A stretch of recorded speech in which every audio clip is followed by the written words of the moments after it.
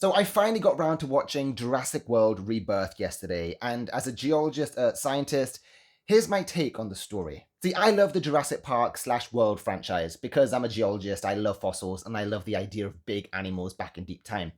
But this movie, don't get me wrong, Chris Pratt's versions weren't great either, but this one was meant to go back and try and pay homage to the roots of the Jurassic Park franchise, and while it did it in some very, very, very small instances, I just don't feel like it was enough. I feel like the chemistry between Scarlett Johansson and Jonathan Bailey was okay. I prefer Jonathan Bailey's character more because he was a Geo, but yeah, I don't know. I just felt like it was a bit Too many little jokes and fillers. But anyway, this is about the dinosaurs. And one of the things that I didn't really like about this movie, and I guess spoiler alert, is there was never this like cat and mouse chase with the dinosaurs across the movie. It felt like they divided it into three parts, which they kind of did. They went to the water, then they went to land, and then they went to air.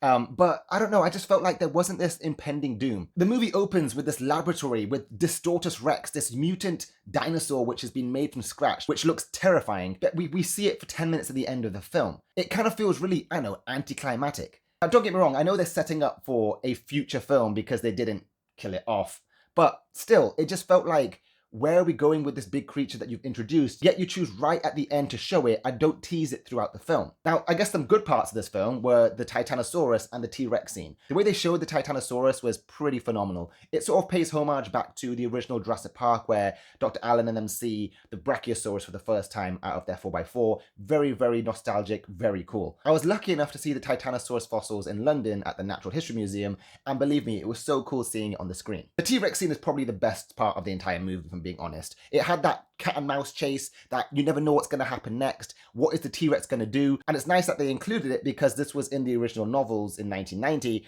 and they omitted it from the films that Steven Spielberg did. But yeah, absolutely cool scene. Overall, I'm not surprised this was a 50% on Rotten Tomatoes. It never had any sense of urgency, of danger, and like they had to include a kid in the film. Why? Why do you always have to have kids in the film? I would have preferred a Jurassic World horror film, much like how they did the remake of The Mummy with Tom Cruise. Now, people like or hate Tom Cruise, but the film itself had a bit of horror and a bit of scare to it. I feel like Jurassic World needs that. Dinosaurs were ferocious and scary, and you can build these islands with crazy, misty atmospheres where it's almost a horror story, because don't forget, dinosaurs were hunters. They hunted their prey, and therefore they had to use stealth tactics to try and figure out how to get their prey.